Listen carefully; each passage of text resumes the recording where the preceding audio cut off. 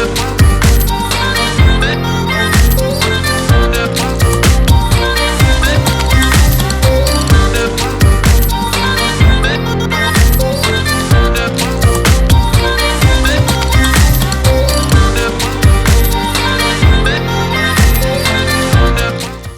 morning, good morning, good morning.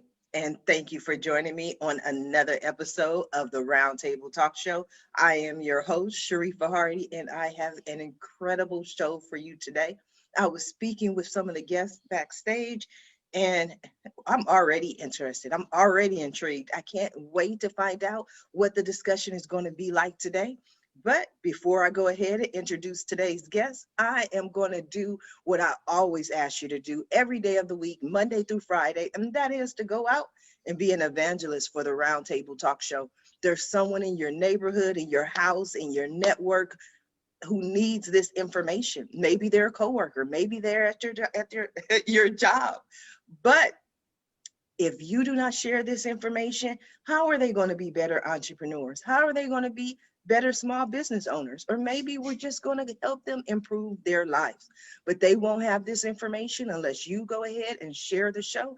And like always, friends, don't let friends miss out on the Roundtable Talk Show. So while you're going ahead and introducing the show to your network, I'm going to go ahead and introduce my very first guest, the amazing, incredible Dr. Cassandra LeClair. She is an award-winning professor, author, communication consultant, and motivational speaker. She is an expert on communicating feelings and improving connections. Dr. Cassandra's mission is to educate individuals on how to effective and healthy communication to enhance their relationships. Good morning, Dr. Cassandra. How are you? I'm good. Thanks for having me. I'm excited to be here. I'm excited to have you. Now, tell us who you are, what you do, what you're passionate about. I am a communication studies professor, like you just said, but basically what I do is I teach about feelings and relationships, and I talk about all of the ways that we want to make connections with other people, but we mess it up. So I talk in terms of telling stories in about my own life and about my own relationships, and really try to help people understand that we can know the theories and we can have all of these concepts and we can know the science behind things, but people are still messy and emotions are messy. And we have to figure out how to then relate with each other and how to take all the information that we know and really how figure out ways to connect with each other, regardless of what our circumstances are, what's happening in the world.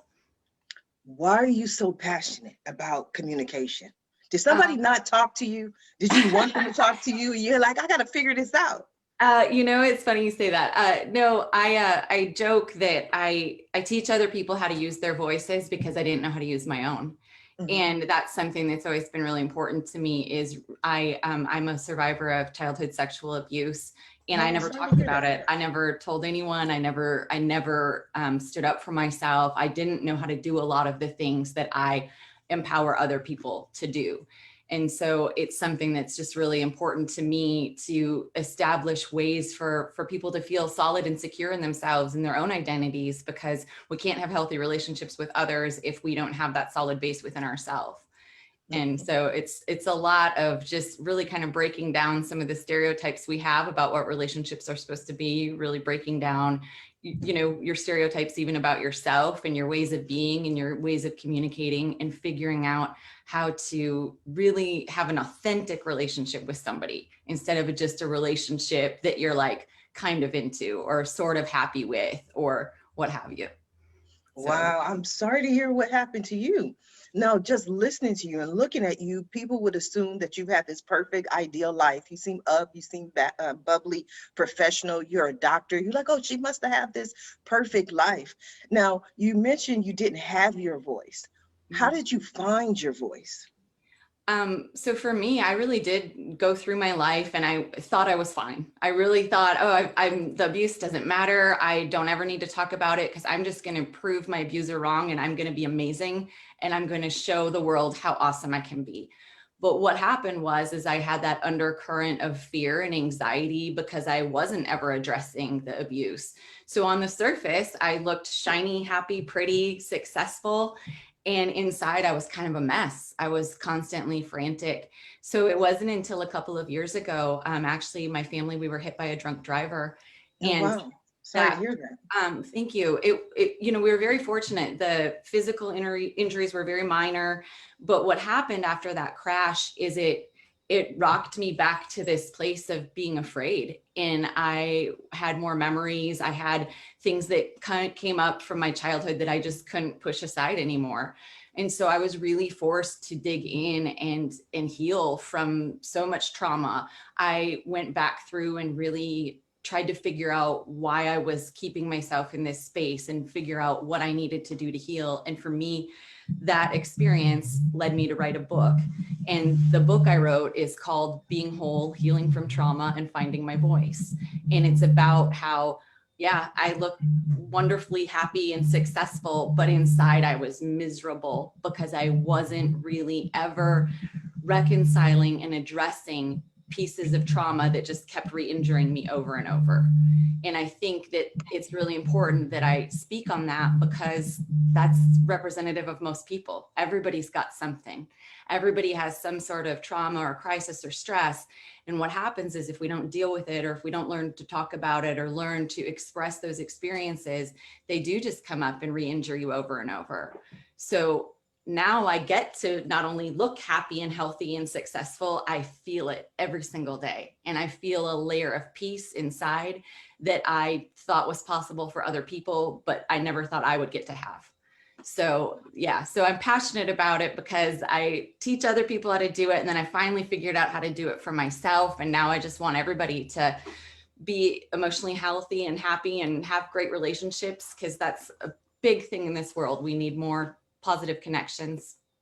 Yes, absolutely. And I think as a society, as a global people, humans, we figured that out in the last year. I mean, our connections became so much more important to us than ever before. Like my brother, he lives in Australia. He's been living in Australia since 2005, and we rarely ever talked. But during a global pandemic, we wound up having weekly calls, just to connect and just to have that connection with each other. So I can completely relate. Now, Dr. Cassandra, I am going to come back to you. I want to go ahead and introduce our next guest, the amazing Mr. Jeff Bradford. Jeff is the president of the Bradford Dalton Group, a Nashville public relations and advertising agency. Among honors, he has received the most admired CEO Hall of Fame, Real Estate Forum Influencer, and PR News Finance Communications Professional of the Year. He is also a regular contributor to Forbes magazine, where he recently wrote about how business jargon steals your soul, how to be a thought leader, and how to think like a journalist. Good morning, Jeff. How are you? I'm great, thanks. How are you? I'm excited to learn how to think like a journalist. How to think like a journalist, okay. Should we talk about that? We should talk about whatever you like, Jeff. Tell us what you're passionate about. I'm passionate about helping businesses succeed by getting their message out to the right people in the right way and convincing people to buy what they've got to sell. I'm the president of the Nashville office of a public relations and advertising agency with offices in Nashville, Atlanta, and Jacksonville. Here we primarily do public relations. My background is as a former journalist, so I kind of come to it naturally that way. I'm a writer who turned into a marketer and have a lot of fun doing it. Oh, wow. I like that. A writer who turned into a marketer. So what are the journalists looking for? Journalists are looking for access to people who know what they're talking about and are honest and will return phone calls in time, basically. So journalists' currency is access to people who will talk to them, because on their own, they really have nothing to say. They're a conduit through which other people can talk about things, right? So my job as a public relations professional is to help journalists do their job by providing them with people who know what they're talking about, are honest, and will return phone calls within a reasonable period of time. And we do that by helping our clients understand how to talk to journalists, by coaching them on what's news and what is not news, and by helping them to return phone calls on time. Just said, let's get back to the phone calls. If you return the phone calls, you can get your story picked up. Just return the phone calls. Well, you got to have them to make a call to you first. I mean, the challenge is in getting journalists to actually care what you have to say. And most people fail at that because they're not providing news, they're providing us sales points. So most business people are used to selling their company, which means, only talking about what they're great about or talking about benefits or features, stuff that journalists don't really care about at all, right? So what journalists care about is news, which is defined as something that's out of the ordinary. Fortunately, that's fortunate for us because bad news tends to be the biggest news. That means it's out of the ordinary, right? So good for us.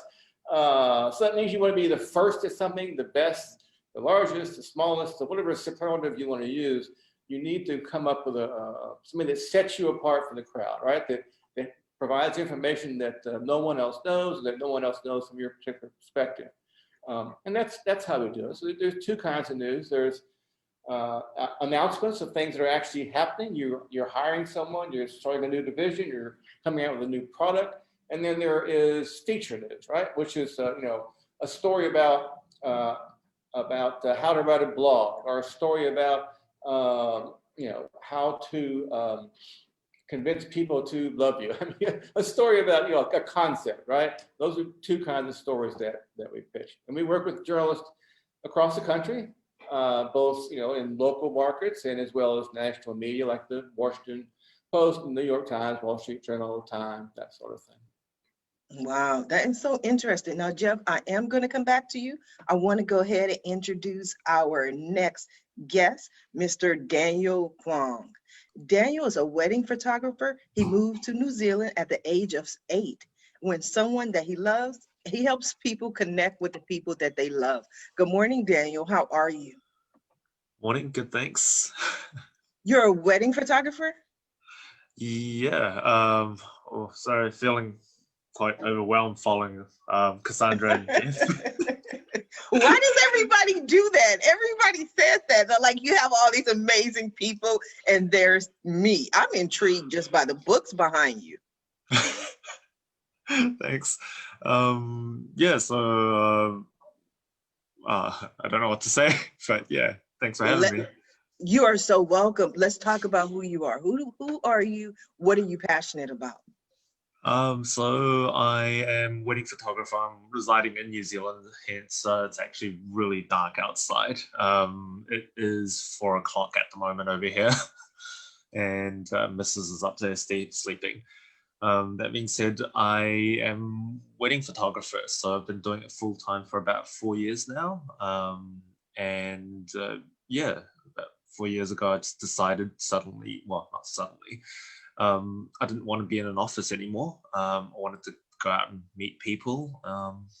I'd been doing photography at that point for about 12 years. And a friend said, why don't we do it together? I said, yes.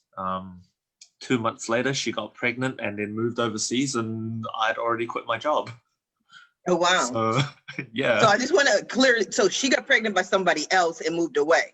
Yeah, someone else. I just want to make sure that we're hearing the story correctly. Yeah, no, definitely someone else. And you were just left holding the bag. You're like, I'm happy for you, but how are we going to do business? Yeah, pretty much. But no, but by that point, I'd already fallen in love with it. Like anytime anyone asks me what I do, I just tell them, I get paid to party every Saturday, and wow. I love it. Half the time I'm probably shuffling my way through the night on the dance floor, and yeah, the other half I'm just clicking the shutter, and I'm loving every bit of it. So what does a wedding photographer do during a global pandemic? I feel a little bit bad about saying this, but New Zealand's actually been pretty good. We've had a couple of lockdowns. The first one was actually almost exactly 1 year ago. And that was only for about, was it a month and a half or so? And then we've been open, really. We've had a couple of other smaller lockdowns for a couple of days or a week, but it hasn't really impacted business. So this season, this summer, which is from October, well, my season starts from October till about end of April. I've booked about 30 odd weddings. So yeah, just running around the whole of New Zealand, flying up and down, shooting. Apart from the fact that you have to wear masks on public transports, life seems relatively normal here. Your life seems kind of fun. You're looking for an assistant? I want to come help live your life with you. Yeah, man, always.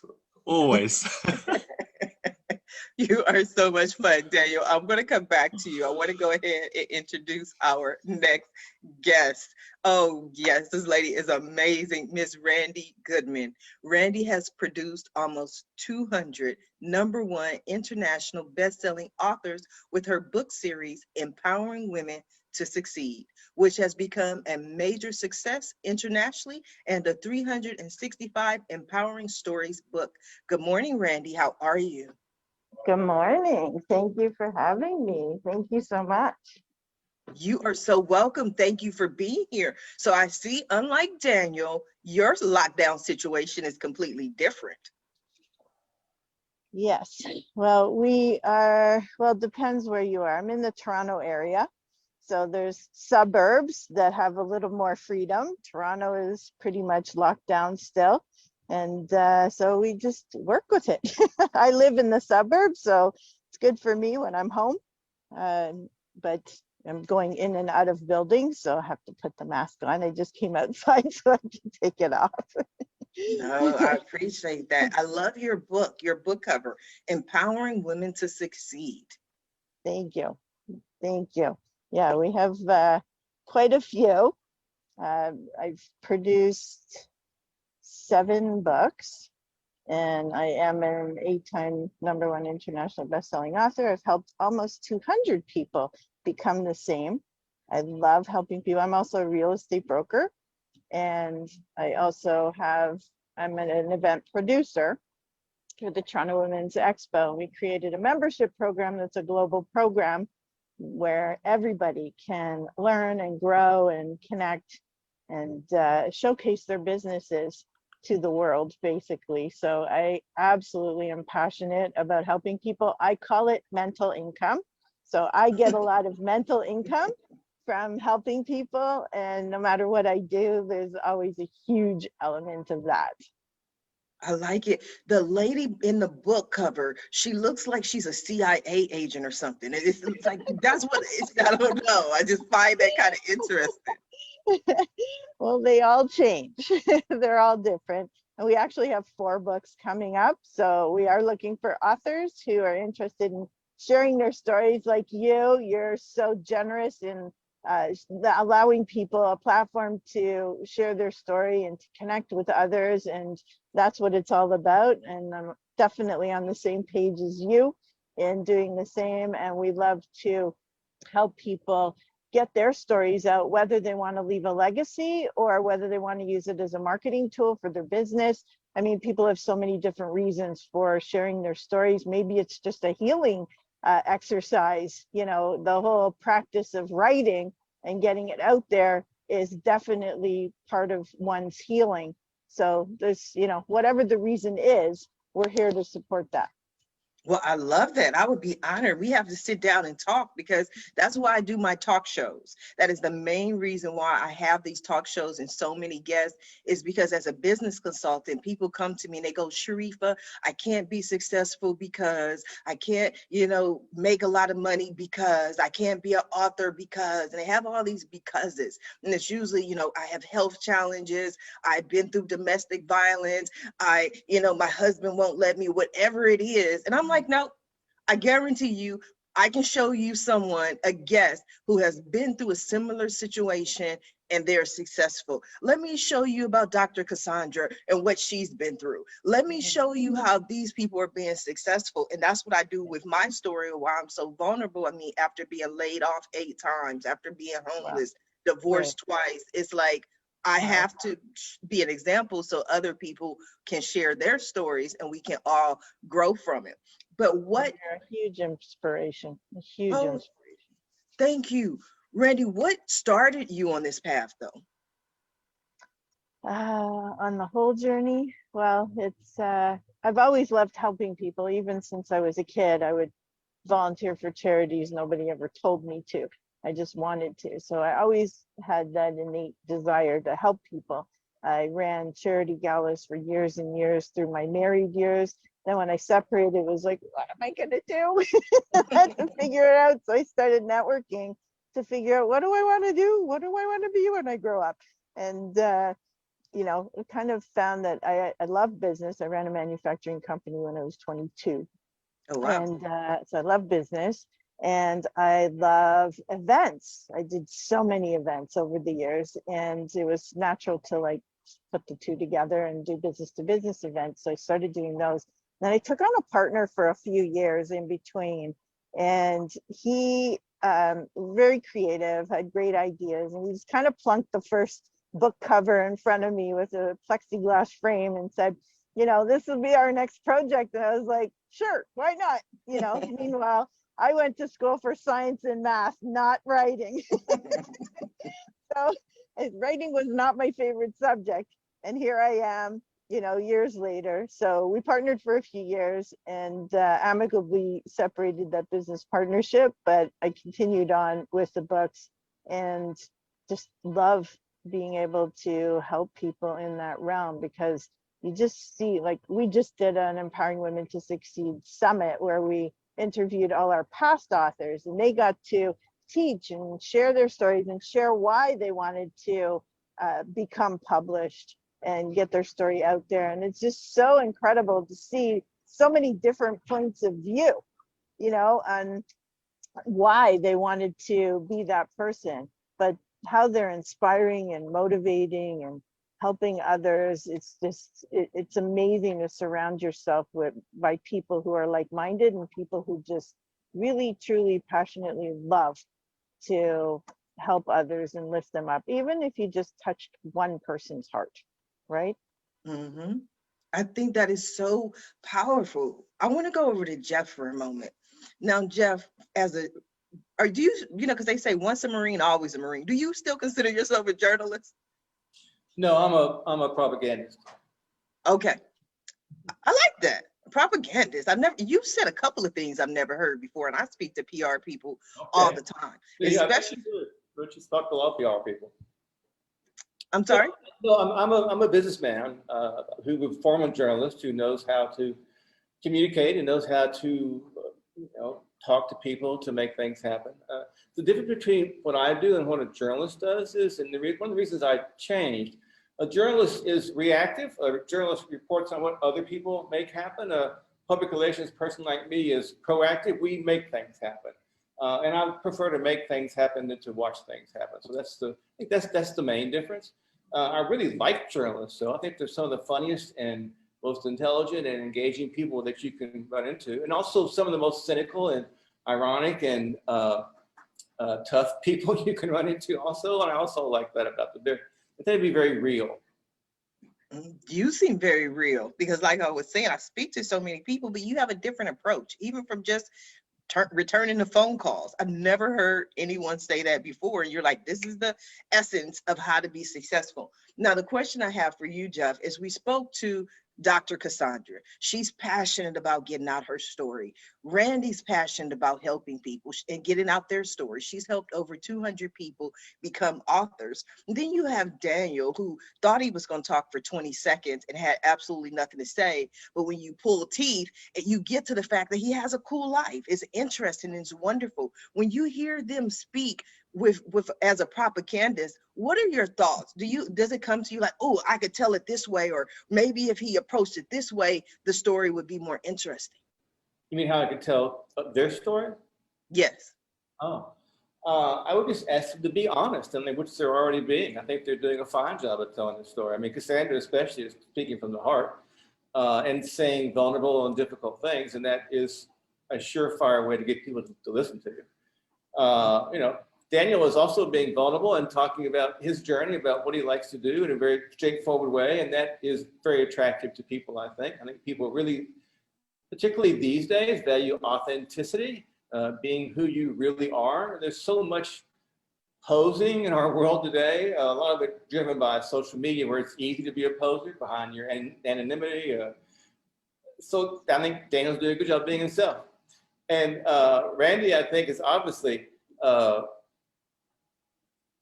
would say, has a commitment, seems like, has a mission to make something happen that's based on your personal experience. You also seem to be driven by other people's journey, and that's always attractive to people, to see someone who really gets out of themselves and is concerned about and focused on other people. So I think they're all doing a marvelous job. I wouldn't advise them to do anything differently.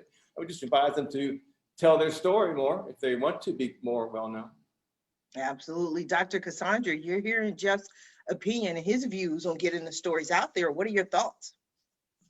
Well, I just kept thinking that I need all of you to help me because this is all new to me. You know, I'm stepping outside of academia, and the whole reason I'm doing it is for some of the things that you're all talking about, is that I want to be able to help more people share their stories. I want to show people that, yes, by being vulnerable, by being open, and by being authentic, it's scary, right? But the reason it's scary is because of how other people respond. So how about we build a world where we also teach people how to respond with compassion and with kindness and with empathy. So then we, you know, that vulnerability then is no longer scary. It's just you being you. So yeah, I think that I like listening to the ways that everybody's talking about it, because we're all doing very similar things, right? We're all making connections. We're all trying to tell stories and help other people tell their stories and why, so we can have better connections. So I don't know, it's awesome to listen to everybody. I definitely agree. Daniel, when you were speaking, one of the things that interested me and that stood out to me is you're like, I'm this humble guy and they're amazing and I'm just me. And then you went on to say, and I have 30 weddings booked. And I'm like, okay, that's not easy to do. You have people, especially, you know, in our society, in America, I guess, maybe it's everybody's in love in New Zealand, but they want to find new clients. They want new business. How do you go about finding these new clients? So I guess the initial would be to advertise, Facebook, Google, things like that. But I think the more important step is, once you've got that initial email, that inquiry, that you're willing to put yourself out there to actually go and meet them. I'm a very face-to-face kind of person, so you know, if possible, because I shoot out of town quite often. I'm in Auckland, and I'll have quite a few weddings each year, and even South Island. So, you know, flying down there and stuff. So if, you know, a coffee date's not possible, then definitely at least a Zoom. I like putting faces to names, and I think that's important in building a rapport with people, because I don't know, the way I see it, I'm not just recording. I don't want to just be there to photograph their wedding. I want to be there as a mate, a friend, and someone that they are comfortable being around. And I'm going to get as excited about their wedding as they are themselves. And I think only that way I'm going to actually be able to get them to be comfortable with me, and I can get the most natural photos and ones that they're going to look back and be like, oh man, these are really cool. I really like these. Rather than just being like, oh, I posed really nicely on this one. I like that. See, you got some personality, Daniel. We just had to bring it out. We had to pull it out.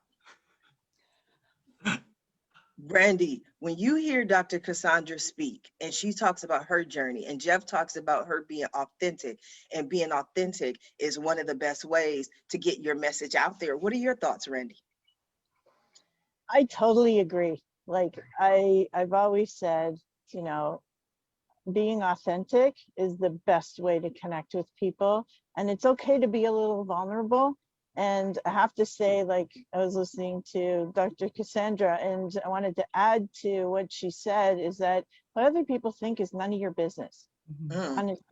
You know, it's not. And who cares what people think? You know, you are going to resonate with the people that you resonate with. Not everybody's going to like you, and that's okay. You know, it comes to a realization in our lives where we realize it's okay if we don't resonate with everyone. But I think being you is the only way. People see through the BS. They see through those sales pitches. They see through you not being real or not being yourself. And I think that, you know, I love that you shared your story and you shared a little bit of yourself, which is being extremely vulnerable. And you are resonating with so many people out there who have similar experiences. And now they just look at you in a completely different light. You're a real human being. You're a grounded person. You're someone who's gone through some shtick in your life. You've had some challenges. You've overcome them. How do you do that? How do you get through that and become the success story and have the happiness? Because clearly you're happy. You look happy. You know, I feel that. And you've gone through some really horrific things in your life. And the fact that not only did you have the experience, but you held it in, which made it even worse for you, you know, because you weren't able to express it. And still, you've gone through a journey to overcome. And that whole process, the ability to resonate with people as a real person, to be giving, in the fact that you want to share how you get through that. And now you've taken on a career where you're helping people all the time. Like, who wouldn't resonate with that? It's beautiful, you know. And, you know, sorry that you had to experience a terrible thing, but, you know, through these terrible things that we experience in our lives, regardless what they are, there's always something good that comes out of it. And sometimes it takes somebody like yourself to show people that they can get through it too, you know. And so I really appreciate that you are being authentic. And I think it's so important in any business and in life to be that way, and to accept that it's okay that not everybody will like you, you know, that it's okay to be you, and the people that were meant to be in your life are going to be in your life. And that's all that matters, right? Yes, absolutely. Well, thank you for saying that. And I think that that's just why this is so important to me, is because I was kind of miserable, you know, even though I looked happy, I was struggling inside. And what happens now when I talk to people, like I'm sure all of you have had this too, is once people really start living their authentic life, and once they kind of let that shell go, or once you just decide this is who I am and this is what I have to offer, so many of those anxieties, so many of that fear of, am I good enough? Or what do other people think? So much of that just falls away. It just goes away, right? So it's hard when you talk to people who are so stuck in that space because they don't want to be themselves, or they don't want to open up. And it's like, you want to get them there too, right? It's like, I want to get you to that place where you feel comfortable to be yourself, where you feel like you can be vulnerable and open, because then so many of those insecurities or fears you realize were because you weren't being yourself. You weren't, you know, putting yourself out there. You weren't able to just express who you are in a way that was true to who you are. Instead, you're going about like, the biggest thing that came out of my book, the reason it's a book, is because when I was healing, I sat and I looked at my journals and I saw all these things that I was doing. So I'm a people pleaser because I was afraid of upsetting other people, or I would seek external validation because I felt bad about myself. So I would want praise elsewhere.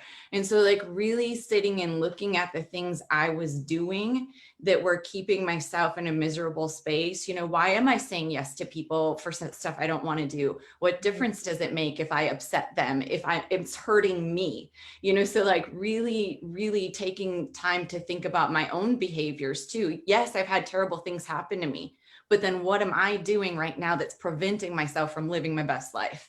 And a lot of us keep ourselves in spaces that we have the power to get out of. We really do. And I just want to help other people find that, because it really is something that's changed my life dramatically.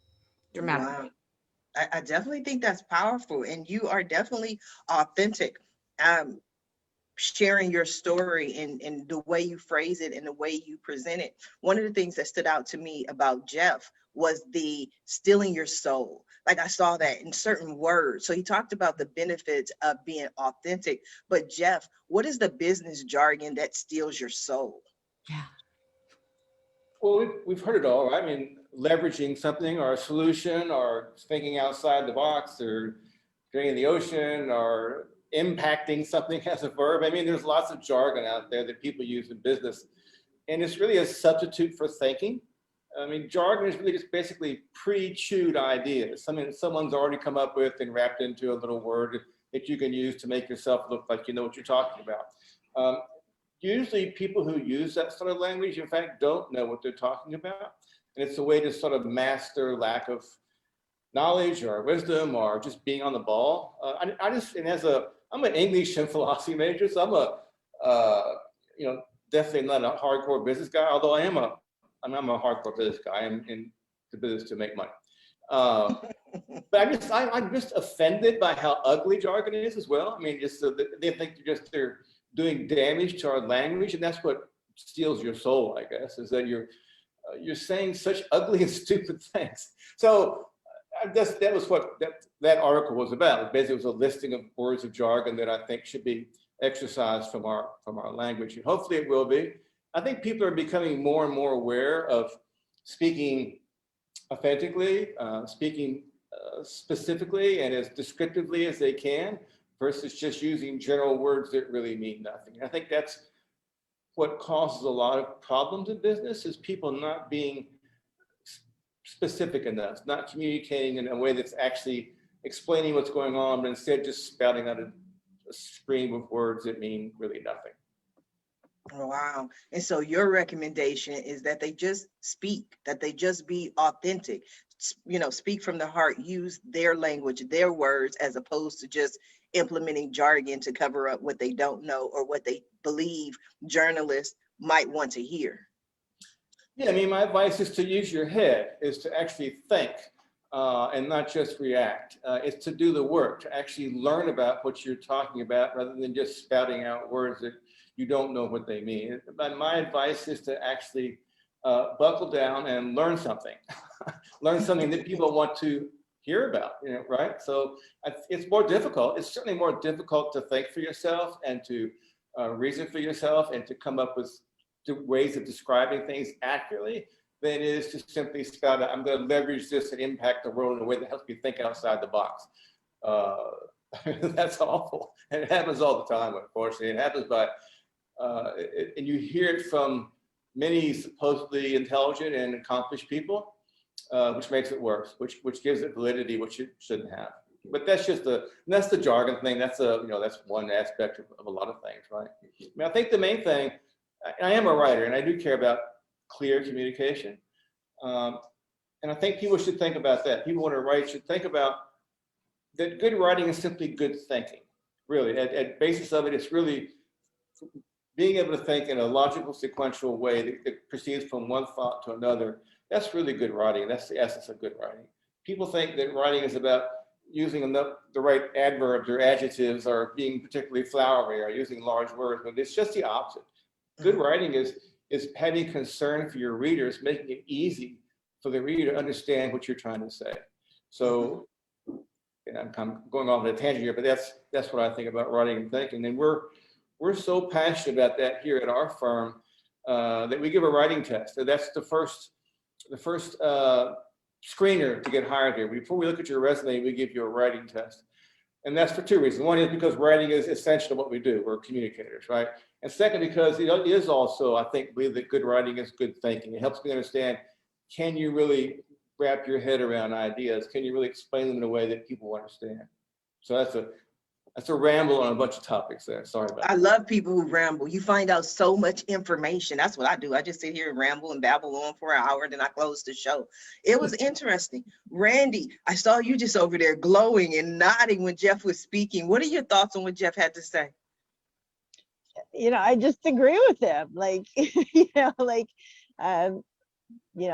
Being you, being authentic, sharing who you are. I don't think you're going to be able to build the relationships that you want to have in life or to help the people that you want to help if you are not, one, being authentic, but also having that clear messaging.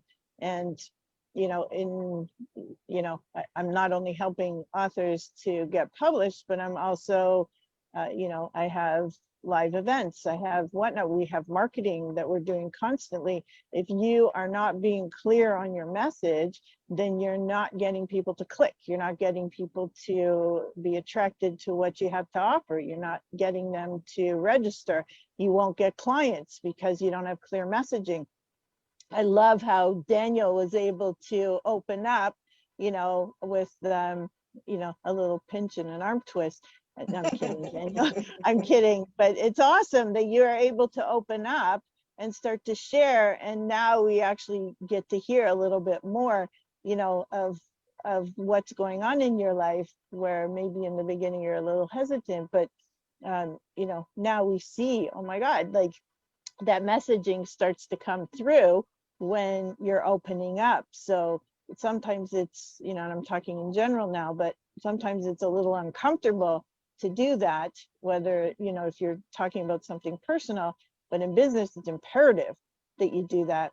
And I think today, with the education marketing style and, you know, the relationship building marketing styles that are out there today, I think it's crucial that we're able to, one, be a little vulnerable, be authentic, be with integrity. So making sure that those stories are actually true, and then having the clear messaging come across so that you're able to get across that idea or concept, or the ask, like our call to action is clear in what you want from people or what you want them to do in order to take action, because you're not going to build your business without that. So I think all of the points. So when I'm listening to the different speakers and I'm nodding, I'm totally agreeing with what they're saying and going, yep, that's it. Yes, I agree. And I like the point that you made about Daniel. It just reminded me of a friend of mine. She said to me one day, I was telling her this story of what happened in my life. And she goes, Sharifa, you just have such an interesting life. And I told her, I said, my life is no more interesting than anyone else's. It's just the way I tell it. You know, I love to tell stories. I love to bring in the details of I could take you just from leaving my house to the grocery store and make it like this, you know, daytime, lifetime movie. But it's just the way I like to tell and share those stories. And so when I listened to Daniel, I heard a story. Like, he may not see his life as a story, but you have this guy, he's living his life, he's working his job, he gets a partner who says, let's change the world, let's go out there, start this business, and we're gonna, you know, be successful. She gets pregnant. He's left high and dry, and he's already quit his day job. You know what I mean? Like, this to me is a movie. Am I telling it wrong, Daniel? Am I leaving out some of the elements?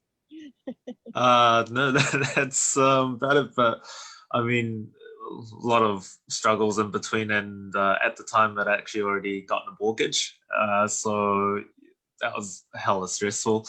But yeah, it all turned out to be the best. If you don't mind, I also wanted to touch on what Jeff was talking about earlier. He was talking about, you know, the ability to put words down on paper, which in my profession is not, I suppose, not as important, but I think in the same way, being able to communicate in words is, you know, just as important.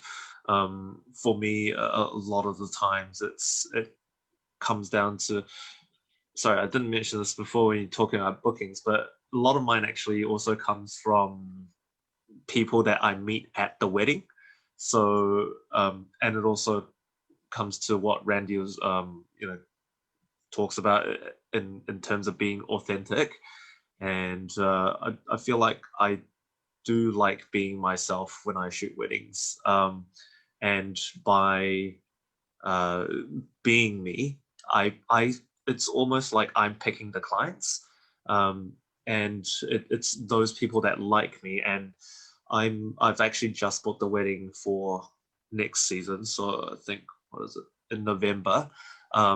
Their friend they were one of the groomsmen, Their Oh. friend got married in January.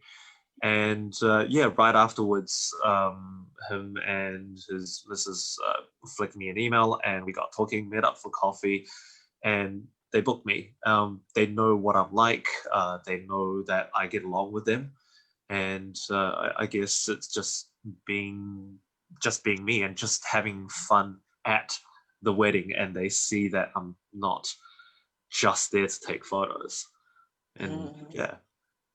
See, look at that. Now you got personality, Daniel. You got that personality. We just had to pull it out. And so what you were saying earlier about the writing is the whole aspect of a picture is worth 1,000 words. So you're also communicating a message, even though you're not doing it in writing. And people who are tuning in, people who are listening, they just learned a valuable lesson on how to build their business. It seems very simple to you, but it's actually a strategy in which you get new clients. I could just see you there at the wedding. You're watching the dance floor. You're seeing who's dancing the sexiest. Like, oh, they're together.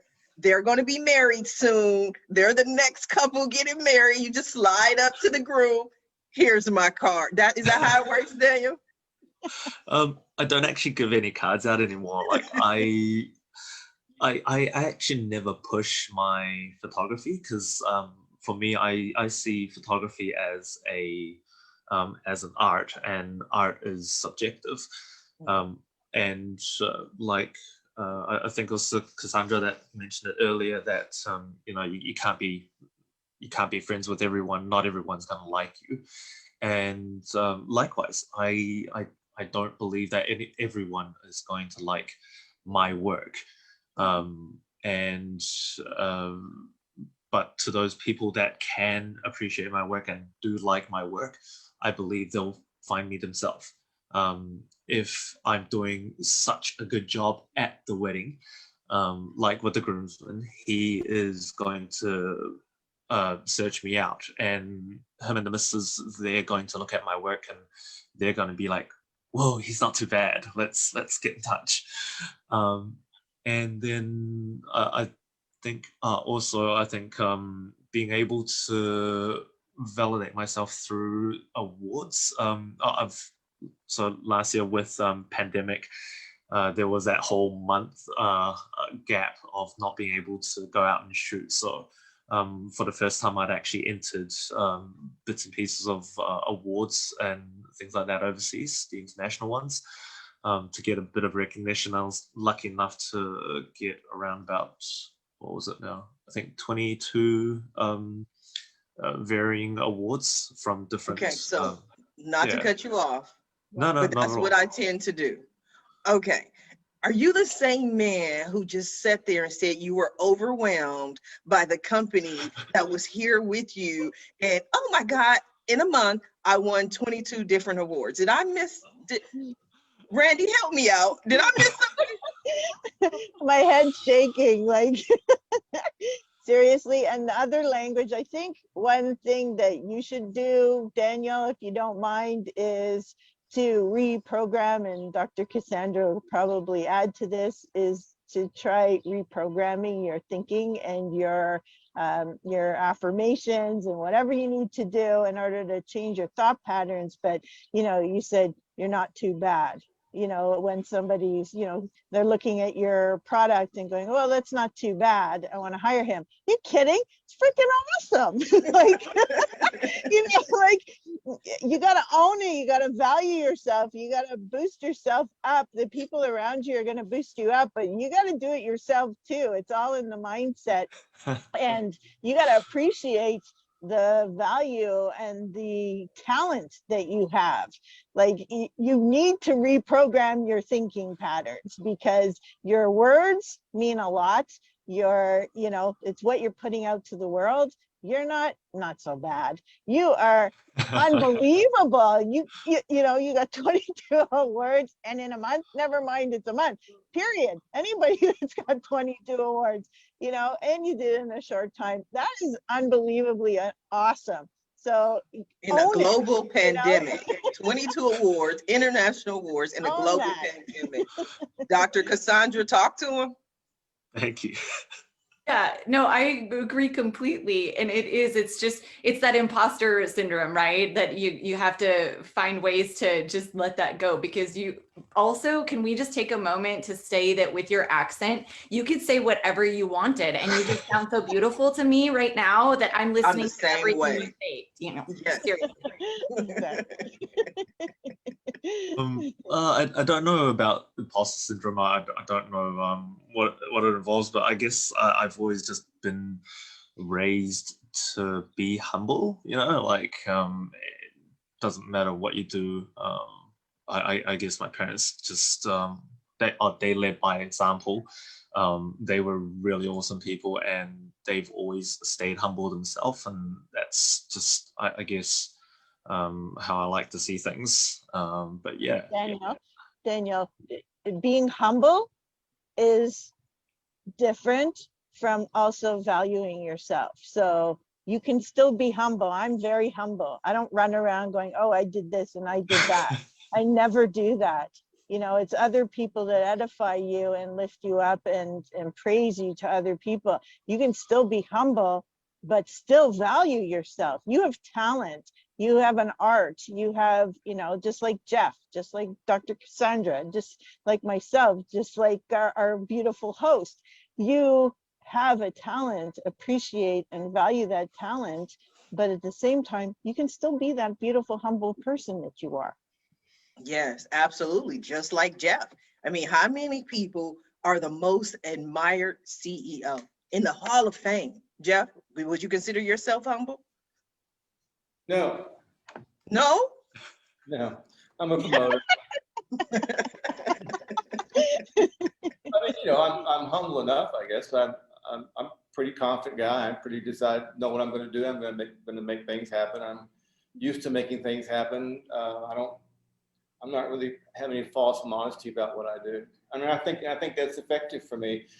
Frankly, I think Daniel's approach is effective for him too. I mean, I think if he was sort of a braggadocious and chest beating sort of guy, he would not be very successful. I think his work speaks for himself. I think that's kind of my guess is that's why he is successful, is that he does a good job. People see that he's doing a good job and they speak for him. And frankly, having someone else speak for you versus you tuning your own horn is much more effective. And that's why people hire me, because I get other people to speak for them. I'm getting journalists, right, to write about clients who are speaking on their behalf. It's much more effective. That's just a little pitch for what I do. That's also why public relations is more effective than advertising in general, because PR carries an implied third-party endorsement, all right, that when you read something in a paper, see it on TV, that it had to go through at least one editor, one producer to get to you. So therefore, it must be true. It usually is. It maybe not always is. But that's why, whereas, when you see an ad, that someone paid for that. So they kind of own that space. They can say whatever they want to say. Again, I'm rambling, but what I'm saying is I think Daniel is doing it right by letting his work speak for himself and being his authentic, just sort of, here I am, make it happen kind of guy. Good for you, man. I like it. I like it a lot. This has been a great show. I've had so much fun. We laughed, we learned. Now we are coming down to the last few minutes of the show. And what I love to do at the end of every show is just simply allow my guests the opportunity to speak directly to the audience, to everyone who is watching the show live, as well as everyone who is watching it in the archives, and let them know what you want them to take away from your appearance here today. And we're going to start with you, Randi. Well, thank you. So first of all, it's been such a pleasure to be on your show. You have an absolute beautiful energy. So thank you for having us. And I'd like everybody to know, again, what we've been talking about today. Be authentic, be you, share your story. Don't be afraid to share your story. You're going to make that impact on people, and you'll really never know how many people you made an impact on. You'll only know the ones that actually reached out to you. But you can be leaving a legacy, you can be building your business, you can be healing yourself. And if you want assistance with that, I'd be more than happy to help you. You can go to empoweringwomentosucceed.com and reach out. More than happy to help you share your story and get past any fears that you have of it. And just, want to be that conduit to continue to help you grow personally and professionally. So thank you, Sharifa, for having me. You are so welcome. Thank you for joining us, Randy. I appreciate you. Dr. Cassandra, what do you have for us? Dr. Cassandra, you're on mute, dear. Just to echo everything Randy said and that we've been talking about is, yeah, I just really want to encourage people to take a look at the ways that they can live more authentically to who they are. And I think that part of sharing our stories and having these experiences and talking about these things is, you know, it doesn't matter if somebody else has done what you want to do, or if you think somebody else has said what you're going to say. We need multiple people to say the same things, because what I say isn't going to resonate with everyone, or how I look, or the way I say it.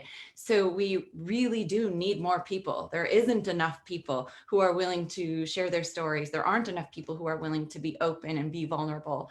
And so really thinking about the power behind that. If you take the power of your story, and you don't know how many people that you could help. And what you'll find, I think, is that in telling your story, you'll also help yourself. You help yourself live in your authenticity, and you help yourself see that that vulnerability is courage and it's strength. And I don't know, I really encourage people to do that. Please find me on social media, reach out to me. I'm happy to talk to you more about it, or share any tips that I have as well, because this is something that's just, it's really important to me for people to find ways to really be happy with themselves.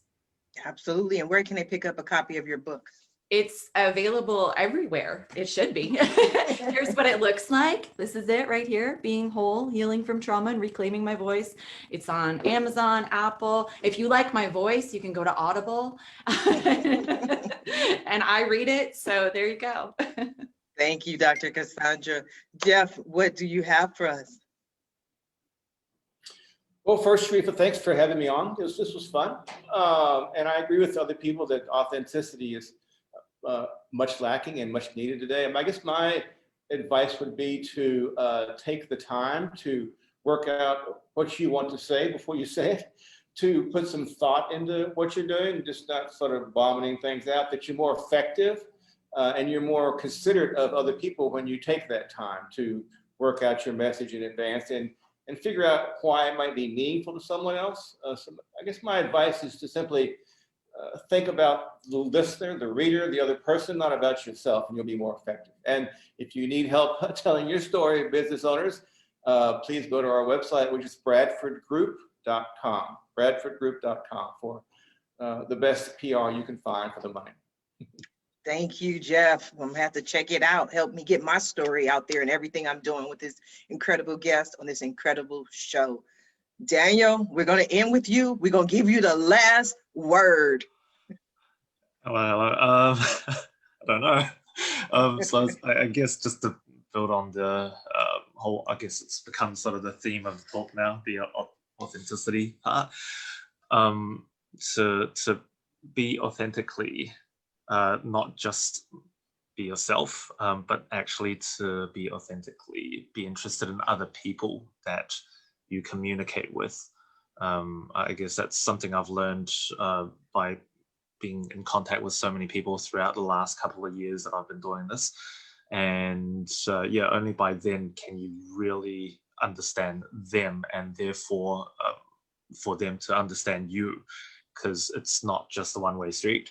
Yeah, I mean, if there's anyone out there that wants to know, well, any photographers out there that have any questions for me or anything, feel free to check me a message. I'm always on the other end of the line, happy to answer and help with what I can. Fantastic. Thank you for that message, Daniel. This has been an incredible show. I want to thank you all for being guests on today's episode of the Roundtable Talk Show.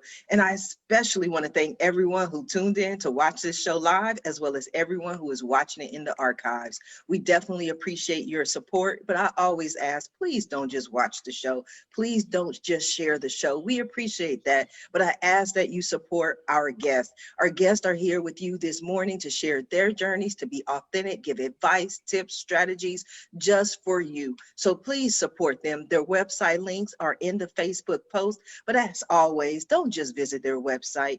Follow them on social media. Reach out to them. Send them a message. Contact them. And when you do, please let them know Sharifa Hardy says hi. Now, if you're interested in more ways that I can help your business, or maybe you want to be a guest on the Roundtable Talk Show, please visit my website at asksharifa.com. Until tomorrow morning at 8 a.m. Pacific, everyone have a safe and a blessed day. Bye now.